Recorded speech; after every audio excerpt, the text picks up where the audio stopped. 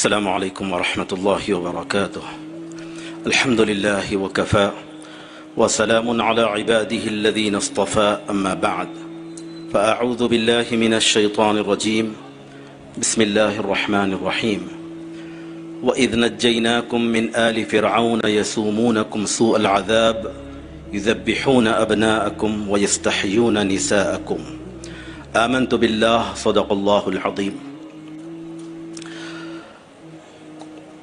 معزز و مکرم صدر اجلاس علی جناب بیرسٹر اسد الدین اویسی صاحب، صدر کل ہند مجلس اتحاد المسلمین،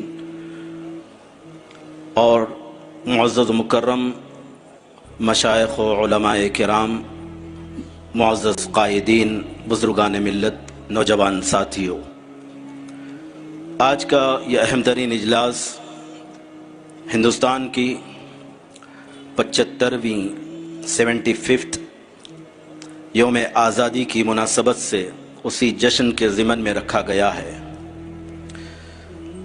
یہ ایک اہم ترین موقع، خصوصیت کے ساتھ ہم مسلمانوں کے لیے ایک سنہری موقع فراہم کیا گیا ہے جشن آزادی کے لیے، کے اہتمام کے لیے۔ ماہ اگست کو مکمل طور پر اس کے لیے مخصوص کر مرکزی حکومت کی جانب سے بھی یہ اعلان کہ ہر گھر پر ترنگا لہرایا جائے اور جشن آزادی کا اہتمام ہو۔ یقینی طور پر جشن آزادی کے نام کے ساتھ ہی ہندوستان کی آزادی کا جب تصور کسی کے ذہن میں آتا ہے تو یہ آزادی کا لفظ ہی اس بات کو بتاتا ہے کہ آزادی ملی تو کس سے آزادی ملی؟ غلامی سے آزادی ملی، ناانصافی سے آزادی ملی، ظلم و تشدد سے آزادی ملی، حق تلفی سے آزادی ملی ہے۔ اللہ تبارک و تعالیٰ نے آزادی کو ایک انعام قرار دیا ہے۔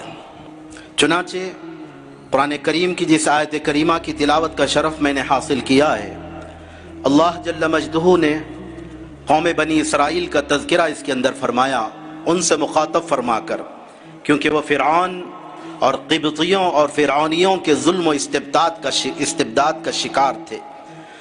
فرعونی اور قبطی لوگ، بنی اسرائیلی جو نبیوں اور پیغمبروں کی اولاد ہیں، ان پر برسوں سے ظلم و تشدد ڈھا رہے تھے۔ اللہ تبارک و تعالیٰ نے حضرت موسیٰ علیہ السلام کے ذریعے سے فرعون سے اور فرعونیوں سے انہیں نجات عطا فرمائی۔ قرآن کریم میں رب تبارک و تعالیٰ نے اسی مضمون کو بیان فرمایا، اور اس وقت کو یاد کرو جب کہ ہم نے تمہیں نجات دی۔ وَإِذْ نَجَّيْنَاكُمْ مِنْ آلِ فِرْعَوْنَ، فرعونیوں سے تمہیں نجات دی۔ يَسُومُونَكُمْ سُوءَ الْعَذَابِ، وہ تمہیں سخت ترین عذاب میں مبتلا کر رکھے تھے۔ يُذَبِّحُونَ أَبْنَاءَكُمْ، تمہارے نرینہ بچوں کو، مرد بچوں کو ذبح کرتے، تمہاری عورتوں کو زندہ رکھتے تھے۔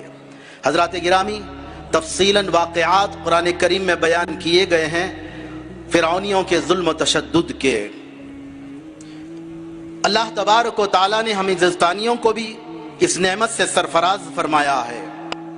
آپ گھنٹوں سے ماشاءاللہ حب الوطنی کا مظاہرہ کرتے ہوئے بیانات کو آپ سماعت فرما رہے ہیں، جو بڑی ہی شرح و بسط کے ساتھ، تفصیل کے ساتھ میں آپ کے سامنے رکھے جا چکے ہیں، اور مزید کچھ مقررین باقی ہے، اور صدر اجلاس کا انتہائی پرمغز اور اہم ترین خطاب ہمیں اور آپ کو سننا ہے، اور ہم اور آپ اس بیان کو سننے کے لیے بے چین اور منتظر بھی ہیں۔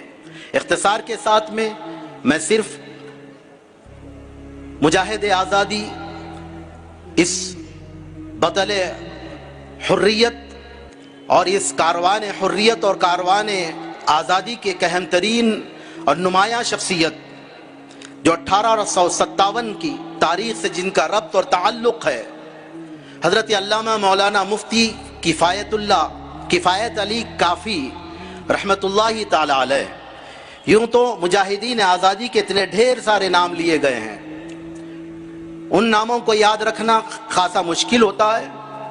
ویسے علماء کرام اس زمانے میں بھی لاکھوں کی تعداد میں رہیں، جن کی بڑی بڑی خدمات رہی ہیں، لیکن آزادی کی تحریک سے جنہوں نے اپنے آپ کو خصوصیت کے ساتھ وابستہ کیا اور آزادی کی جنگ میں جنہوں نے حصہ لیا وہ امر ہو گئے، ان کا نام باقی ہو گیا۔ اور یہ آزادی کی جنگ محض ایک زمینی فتح حاصل کرنے کی جنگ نہیں تھی۔ اس آزادی کی جنگ میں حصہ لینا یہ اللہ تبارک و تعالیٰ کی رضا اور خوشنودی، اس ملک کے ہندوستان کو آزاد انگریزوں کے ظلم و تشدد سے آزاد کروانے کے لیے اس جنگ میں حصہ لینا اللہ کے حبیب صلی اللہ تعالی علیہ وآلہ وسلم کی خوشنودی کا باعث بننے والا۔ علماء کا فتویٰ دیٹ مینز قرآن کا حکم، حدیث کا حکم، اور اسی تقدس اور احترام کے ساتھ، اسی دینی جذبے کی بیداری کے ساتھ مسلمانوں نے اس فتوے کو اتنی سنجیدگی کے ساتھ قبول کیا، مانا، تسلیم کیا۔ ان کے اندر دینی حمیت باقی تھی اس وقت کے مسلمانوں کے اندر، تبھی تو یہ آزادی کی جنگ کی روح سارے ہندوستان میں بڑی تیزی کے ساتھ پھیلی، وہ علماء کرام کے فتاوے کی شکل میں۔ قرآن و حدیث کا حکم انہوں نے جو فتوے کی شکل میں دیا، صادر کیا، اس کو اشاعت کیا اور پھیلایا مسلمانوں کے درمیان۔ حضرات گرامی، اس جنگ آزادی میں حصہ لینا جیسے میں نے بتایا اللہ کی خوشنودی اور رسول پاک کی خوشنودی کا باعث تھا۔ حضرت علامہ مولانا مفتی کفایت علی کافی رحمت اللہ تعالی علیہ اس وقت انگریزوں سے مراد آباد کو، اس کے نواحی علاقوں کو، کیونکہ بڑے کمانڈر کا مقام حاصل کر کر ایک بڑے نواب جو اس وقت کے بڑے کمانڈر تھے، ان کی فوج میں شامل ہو کر سپہ سالاری کا مقام حاصل کر کر جہد مسلسل اور اپنی مجاہدانہ صلاحیتوں کے ساتھ وقت کے بڑے علامہ اور بڑے مفتی اعظم ہیں، عاشق رسول ہے، انہوں نے حصہ لیا اور جہد مسلسل سے مراد آباد کو پھر سے واپس انگریزوں سے حاصل کر لیا۔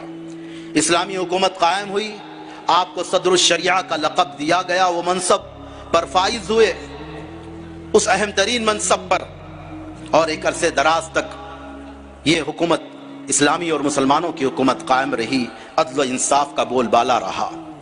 لیکن ایک قدیم تاریخ کے جو حصہ رہا ہے اندرونی بغاوتیں، جس کی بنا پر مخبروں کی مخبریاں، جس کی بنا پر واپس پھر سے انگریز حاوی ہوئے اور پھر مراد آباد اور اس کے اطراف و اطناف کے علاقے واپس پھر سے مسلمانوں سے چھین لیے گئے۔ حضرات گرامی، حضرت مفتی علامہ مولانا کفایت علی کافی رحمت اللہ تعالی علیہ قید کر لیے گئے، کیونکہ انہی کی نمایاں کوششوں سے انگریزوں کو بڑی ہزیمت اٹھانی پڑی تھی کہ آپ نے جب انگریزوں کو یہاں سے بھگایا تو قلعے پر چڑھ کر آپ نے ملاحظہ فرمایا کہ انگریز بھاگ رہے ہیں، اس علاقے کو خالی کر کر چھوڑ کر، تو آپ نے رب تبارک و تعالیٰ کی بارگاہ میں سجدہ شکر بجا لایا، اللہ کی بارگاہ میں سجدہ ریز ہوئے اور شکرانے کا سجدہ بجا لایا۔ بہرکیف پھر واپس انگریز جب حاوی ہوئے، گرفتار کر لیے گئے۔ حضرت مولانا کفایت علی کافی رحمت اللہ تعالی علیہ کو بڑی سخت ترین اذیتیں دی گئی اور آپ پر کوڑوں کی اور چھڑیوں کی برسات کی گئی، آپ کا سارا جسم زخموں سے لہو لہان ہو گیا، لیکن زبان پر حرف شکوہ نہ آیا۔ انگریز تلملا گئے کہ کسی قسم کا حرف شکوہ زبان پر نہیں، چہرے پر اطمینان اور سکون کی کیفیت ہے، تو اس نے استری منگا کر گرم ترین استریوں سے آپ کے جسم کو جھلسا دیا، چرکے دے کر سارے جسم کو جلایا، اور پھر اس کے باوجود بھی آپ کے جسم، آپ کے چہرے پر اطمینان، سکون اور طمانینت رہی، اور بے چین اور بے قرار ہو کر تلملا کر مرچی اور مرچ پاؤڈر اور نمک منگا کر آپ کے زخموں میں مرچ اور نمک کو بھر دیا گیا۔ اللہ اکبر! اتنی کربناک اذیتیں اور تکلیفیں دی گئی، عمر بھی بڑھاپے کی منزل میں داخل ہو چکی ہے۔ انگریز اسی طرح سے آپ کے ساتھ اذیتوں کا معاملہ کرتے رہے، آپ کو سولی پہ چڑھانا طے کر دیا گیا، اعلان بھی ہو گیا، فیصلہ بھی سنا دیا گیا، لیکن انگریز اس گمان میں رہے کہ اتنی سخت ترین اذیتیں اور تکلیفیں دی گئیں، سارے جسم کے زخموں میں مرچ اور نمک بھر دیا گیا، یہ صبح تک ان کو سولی پر چڑھائے جانے سے پہلے انہیں موت واقع ہو جائے گی۔ یہ کہہ کر انگریز وہاں سے چلے گئے۔ غنودگی کی کیفیت طاری ہوئی۔ حضرت کافی رحمت اللہ تعالی علیہ پر نبی پاک صلی اللہ تعالی علیہ وسلم کا دیدار ہوا، حضور کا دیدار ہوا خواب میں، اور پوچھا اے کافی، کفایت علی کافی، کیا کرب میں اور بے چینی اور بے قراری اور درد محسوس کرتے ہو؟ انہوں نے عرض کیا کہ یا رسول اللہ، آپ کے دیدار کے بعد، آپ کا جلوہ دیکھنے کے بعد اب کوئی کرب کی، تکلیف کی، کوئی مصیبت کی کوئی کیفیت میرے اندر اب باقی نہیں رہی، اور مزید اطمینان حاصل ہو گیا۔ اور پھر جب صبح ہوئی، انگریز اس خیال سے کہ بالکل لاچار پڑے ہوں گے، بھیجا اپنے کارندوں کو کہ تختہ دار پر سولی پر چڑھانا ہے۔ مراد آباد کی جیل کے سامنے یہ سارے انتظامات کیے گئے سولی پہ چڑھانے کے لیے، کہا کہ اسٹریچر پر ڈال کر ان کو لایا جائے۔ وہ گمان میں تھا کہ یہ کہیں ویسے پڑے ہیں بے ہوش، زخموں سے چور، کرب اور آہ رات بھر کرتے کرتے بے ہوش ہو گئے ہوں گے۔ جب وہ آئے انگریزوں کے کارندے، دیکھا تو خود حضرت کفایت علی کافی اپنے ہاتھوں سے اپنے سر پر امامہ باندھ رہے ہیں، اپنے آپ کو تیار کر رہے ہیں جام شہادت نوش کرنے کے لیے، شہادت کا دلہا بننے کے لیے۔ اور پھر جب یہ لوگ لے کر چلے، حضرت مولانا کافی کو قتل گاہ لے جایا جا رہا تھا، اس وقت آپ اپنی ایک نعت شریف پڑھتے ہوئے خرامہ خرامہ تشریف لے گئے۔ اللہ اکبر، کیا کیفیت تھی! پھر آقا کا دیدار رات میں ہونے کے بعد تو پھر اللہ اکبر، وہ عشق مصطفیٰ کی جو سوز و گداز والی کیفیت تھی اس میں مزید اضافہ ہو گیا۔ وہ نعت شریف کے جو اللہ اکبر آخری نعت تھی، اپنی مقتل کی طرف اور اپنے تختہ دار کی طرف جاتے ہوئے حضرت کافی یہ نعت کے اشعار گنگنا رہے تھے۔ کوئی گل باقی رہے گا نہ چمن رہ جائے گا، پر رسول اللہ کا دین حسن رہ جائے گا۔ ہم سفیرو باغ میں ہے کوئی دم کا چہچہا، بلبلیں اڑ جائیں گی سونا چمن رہ جائے گا۔ اطلس و کم خواب کی پوشاک پہ نازا نہ ہو، اس تنے بے جان پہ خاکی کفن رہ جائے گا۔ نام شاہان جہاں مٹ جائیں گے لیکن یہاں حشر تک نام و نشان پنجتن رہ جائے گا۔ جو پڑھے گا صاحب لولاک کے اوپر درود، آگ سے محفوظ اس کا تن بدن رہ جائے گا۔ سب فنا ہو جائیں گے کافی و لیکن حشر تک نعت حضرت کا زبانوں پر سخن رہ جائے گا۔ حضرات گرامی، حضرت کافی یہ نعت کے کلمات کیسے وقت تختہ دار کی طرف بڑھ رہے ہیں، قتل گاہ کی طرف لے جایا جا رہا ہے، سکون اور اطمینان میں ڈوبے ہوئے ہیں، ایمان اور عشق رسول کی دولت سے سرشار ہیں، اور اس موت کو جو وطن کی آزادی کے لیے لڑے ہیں، اللہ اکبر، کتنی کامیابی کی کلید تھی یہ۔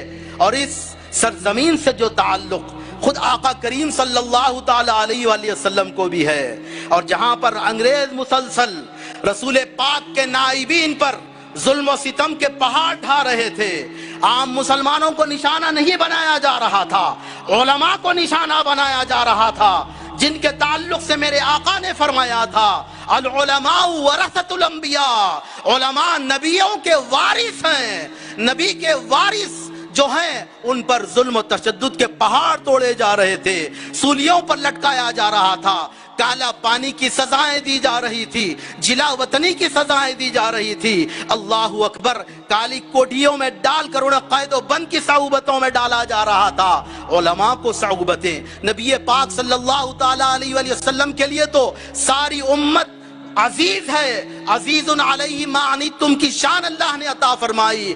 اے ایمان والو، تمہارا تکلیفوں میں پڑنا، مشقتوں میں گھرنا میرے نبی رحمت کے لیے بھی ان کے لیے گراں بار ہے، ان کے لیے بھی ناپسند ہے۔ حضور پر کتنا گراں گزر رہا تھا کہ مسلمانوں پر اور خصوصیت سے علماء پر یہ تشدد ڈھائے جا رہے ہیں۔ تو یہ جنگ کتنی عظیم جنگ ہو گئی کہ اس جنگ میں حصہ لینے والوں کو نبی کریم کی خوشنودی حاصل ہو رہی ہے۔ اور پھر ہندوستان کی سرزمین تو وہ سرزمین ہے جہاں پر سب سے پہلے نبی پاک صلی اللہ تعالی علیہ وسلم کا مبارک نام اشہد ان محمد الرسول اللہ کا بلند ہوا ہے۔ احادیث، روایات، بڑی معتبر روایات، اسناد، اس بڑی صحیح الاسناد کے ساتھ علماء نے بیان کی۔ راوی اور روایتوں کو بیان کیے بغیر میں بیان کر رہا ہوں۔ حضرت آدم علیہ السلام جو سب سے پہلے روئے زمین پر اتارے گئے، ہندوستان کی سرزمین تھی، طبیعت میں وحشت پیدا ہوئی، بے چینی اور بے قراری کی کیفیت۔ تو حضرت جبریل امین نازل ہوئے، روایات صحیحہ میں آتا ہے انہوں نے آ کر اذان کہی ہے۔ سب سے پہلی اذان اللہ اکبر کی صدا بلند ہوئی تو وہ مکے کی سرزمین نہیں بلکہ ہند کی سرزمین تھی۔ پھر اس کے بعد روایات میں آتا ہے کہ 2 مرتبہ اشہد ان لا الہ الا اللہ جبریل امین نے کہا، حضرت آدم نے سنا۔ پھر اس کے بعد اشہد ان محمد الرسول اللہ جبریل امین نے 2 مرتبہ اعلان کیا اور کہا بآواز بلند۔ حضرت آدم نے سنا، ہندوستان کی سرزمین تھی وہ۔ حضرت آدم کو اطمینان حاصل ہوا۔ نبی پاک کے اس مبارک کو سننے کے بعد تو سوال کیا کہ مولا یہ محمد کون ذات؟ تب اللہ نے فرمایا کہ آدم یہ آپ کی اولاد میں سے آنے والے نبیوں میں سب سے آخر نبی ہیں۔ حضرات گرامی، وہ نسبت ہندوستان کی سرزمین کو حاصل ہے۔ آقا کریم صلی اللہ تعالی علیہ وسلم کی خوشنودی اس ملک کو انگریزوں کے ظلم و تشدد سے آزاد کروانے کے لیے جنگ میں حصہ لینے والوں کو جہاں پر اللہ کی خوشنودی اور نبی پاک کی خوشنودی کے مجدے سنائے گئے ہیں۔ حضرات گرامی، آج بھی ہندوستان، ہمارا اپنا ہندوستان، آزاد ہندوستان، جمہوری ملک، آج بھی کچھ ایسی کیفیات اور حالات سے دوچار ہونے کی طرف بڑھ رہا ہے۔ اس کے لیے بھی بہت حکمت کے ساتھ اور علیحدہ حکمتوں کے ساتھ میں کچھ آزادی حاصل کرنے کے لیے علیحدہ نوعیت کی جنگوں کی ضرورت پڑتی ہے۔ یہ جنگی تلوار کی جنگ کی نوبت نہیں ہے، بندوق اور گولہ بارود کی ضرورت نہیں ہے۔ وہ حکمتیں، سیاسی بصیرت اور حکمتوں سے مالا مال شخصیات آگے بڑھنا ہے، مسلم قیادت کی باغ ڈور سنبھالنا ہے اور مسلمانوں کو متحد اور یکجا ہو کر، متفق و متحد ہو کر اس دور اندیش سیاسی قیادت کو اپنا قائد تسلیم کرے بغیر، جس طرح سے اس وقت قیادت کو جب تک اتحاد نہیں ہوا، مسلمان متحد ہو کر جنگ نہیں لڑے اور ساتھ ساتھ دیگر برادران وطن شامل نہیں ہوئے، اس اتحاد کے نتیجے میں ہی انگریزوں سے آزادی حاصل ہوئی، ظالموں اور جابروں سے آزادی حاصل ہوئی۔ تو آج بھی جو آزادی جو چھینی جا رہی ہے جمہوریت کے نام پر، سیکولرزم کے نام پر، سیکولر اس ملک کو گویا داغدار کیا جا رہا ہے، ضرورت اس بات کی ہے کہ حکمت عملی تیار ہو۔ اس کے لیے ہم پھر سے واپس جس حکمت عملی کو بیرسٹر اسد الدین اویسی صاحب مسلمانوں کے اندر شعور جنگ آزادی میں مسلمانوں نے جو رول ادا کیا، اس کے شعور کی بیداری کے لیے جو سیمینار بھی مقرر کیا تھا، جلسے تو ہوتے ہیں، تقریریں ہوتی ہیں، ہوا میں باتیں رہ جاتی ہیں، لیکن سیمینار میں جو مضامین پر بڑے بڑے مفکرین اور اسکالرز اور علماء اور مفتیان اکرام نے مضامین لکھے ہیں، وہ تحریری شکل میں وہ ہمارے ہاتھوں میں انشاءاللہ آئے گا۔ یعنی جس طرح سے 100 بکا اور ایک لکھا کی بات مشہور ہے، انشاءاللہ وہ بات بھی آئے گی۔ ان حکمت عملیوں کو ہم سلام پیش کرتے ہیں، بیرسٹر اسد الدین اویسی صاحب نقیب ملت کو خراج عقیدت پیش کرتے ہیں اور ان کا ملت شکریہ بھی ادا کرتی ہے۔ وما